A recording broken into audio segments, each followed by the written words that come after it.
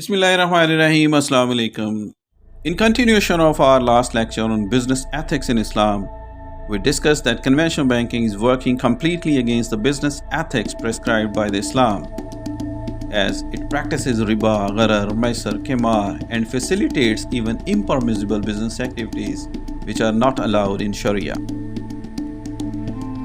Now, question is that can we purify the banking according to principle of Islam? Before answering this question, we need to understand the legal framework of Islam. Islam is a complete code of life and prescribes the most beautiful arrangement to deal with our spiritual and day-to-day affairs. For the better understanding, the Islamic scholars have presented the legal framework of Islam in three basic segments.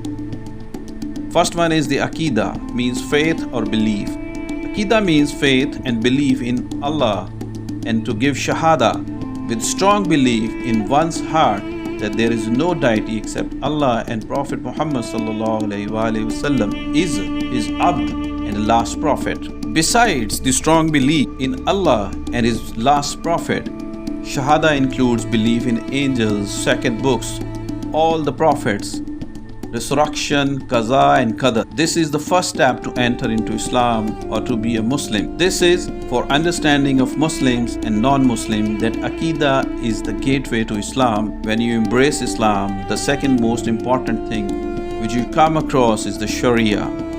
Sharia applies to all Muslim practices. Sharia literally means practices and activities. Sharia has its two parts. The first part is related to ibadah, worships, including the compulsory ibadah like salah, namaz, fasting, roza, zakat, and hajj. Besides this, the voluntary ibadah. The second part of the Sharia is called muamalat, which is related to the political, social, and economic transactions of human beings. The subject of Islamic banking and finance is related to this very part of the Sharia. Under the legal framework of Islam, akhlaq, moralities and ethics is the third part. Akhlaq is the most commonly used Islamic term for morality. The science of ethics teaches us that through practices and conscious effort, man can surpass their natural dispositions and natural uncorrupted state, fitra, to become more ethical and well-mannered. Akhlaq is third segment of Islam and related to man and man to Allah's relationship. It requires that every activity must be based on ethics and morality. Akhlaq is based on submission of a Muslim to Allah and acceptance that Prophet Muhammad, peace be upon him, as a role model. Islam has laid down comprehensive set of rules to run social, political and economic systems. Islam advises to lay down such financial system which is free from riba, gharar, qimar, exploitations and prohibited activities. Islam also advises to ensure that basic needs of all citizens are met with justice. In all our matters, whether ibadah and muamalat, we need to seek guidance from the Sharia, and the Islamic scholars has prescribed science of fiqh based on usul fiqh or Islamic jurisprudence to decide right or wrong in Islamic dealing, including the financial transactions. Historically, we see that financial matters remain part of human dealing. Since ancient time, even at the time of Prophet Muhammad ﷺ, people were indulged in business, commerce and financial matters. Therefore, the financial matters and finance is not new to the human societies, and Islam does allow financial transactions. However, fair dealing and dealing of all matters according to religious requirements may differ from one society to the other. If we ignore the rules and norms of religion, we may conduct financial transactions any way we want, or according to the customs of the business and the market. So when we don't follow the teachings of religion, we ignore the concept of halal and haram and falah from our dealing. We might consider man-made ethics to some extent, but these business ethics does not guarantee us to falah in this world and hereafter. Every Muslim believes and knows his life is not eternal and we have to die, and our deeds shall be submitted to God, and only those shall be successful in the akhirah who who had spent their lives according to the teachings of Islam. Therefore, in normal financial transactions, we need to incorporate the rules and principles prescribed by the Shariah. If we practice financial transactions without considering the religion, it is called conventional banking system. But when we practice the financial transaction according to the science of fiqh and Sharia and follow the Islamic jurisprudence, it is called Islamic finance. We can say Islamic finance refers to the provisions of financial services in accordance with the Sharia, Islamic law, principles and rules prescribed by the Islam.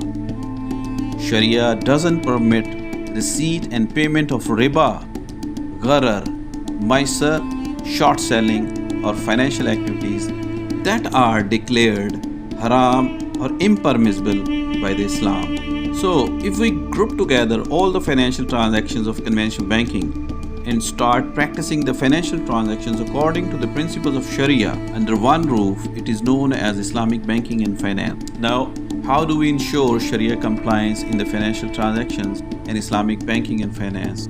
We need to follow the Islamic law by using sources of Sharia.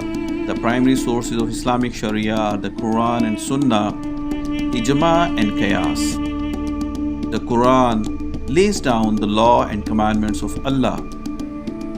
It is a primary source of Islamic jurisprudence. We can say it as the Constitution of Islam.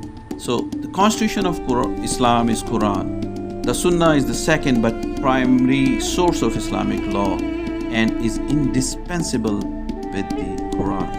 As Allah says in Quran, Surah Anfal, and obey Allah and His Messenger if you are a believer. Allah also says in Surah Araf, so believe in Allah and His Messenger, the unlettered Prophet who believes in Allah and in His words, and follow Him so that you may be on the right path. Allah says in Surah Hashr, and whatever the Messenger gives you, take it, and whatever he forbids you, leave it, and fear Allah. Truly, Allah is severe in punishment.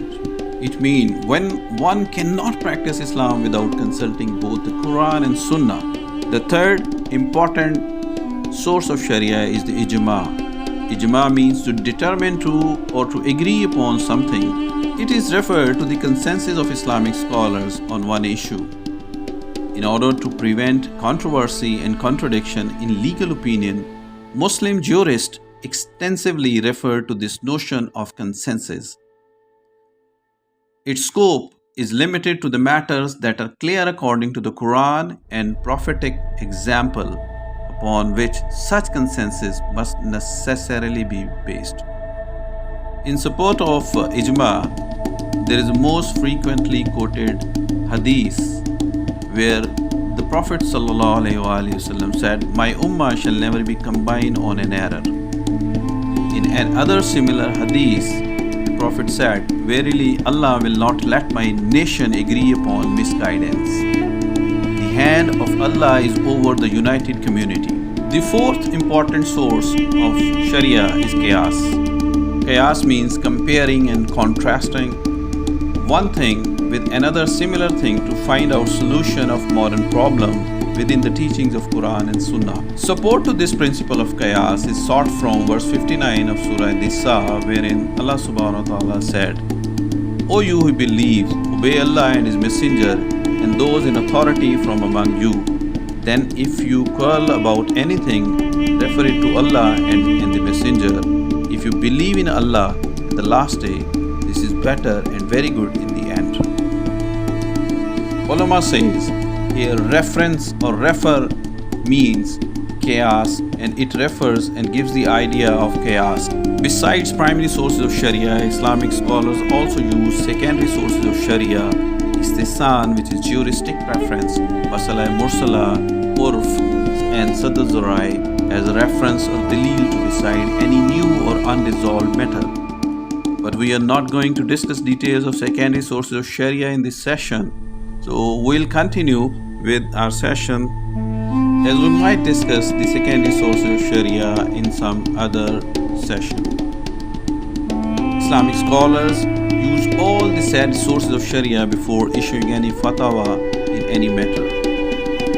Where clear guidance from Quran and Sunnah is already available, one does not need to have any ruling from Islamic scholars on such matters. But where there is no clear guidance is available, the Islamic scholars having comprehensive knowledge of the Quran and Sunnah can give guidance in the form of fatwa. The principle of fatwa gets support from a famous hadith when the Prophet ﷺ sent Hazrat Muaz ibn Jabal radiallahu ta'ala anhu to Yemen as a judge or governor.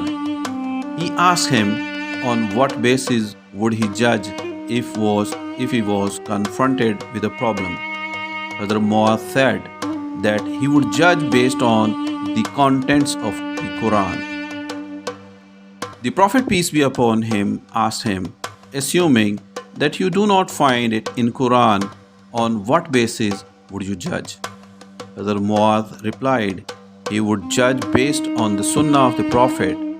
The Prophet asked him, assuming you do not find it in both the Quran and the Sunnah of the Prophet, on what basis would you judge? Hazrat Muaz ibn Jabal replied that he would use his individual opinion without transgressing the boundaries of Quran and Sunnah. On this, the Holy Prophet, peace be upon him, said, praise to Allah, who has led the messenger of Allah to do what pleases Allah's messenger.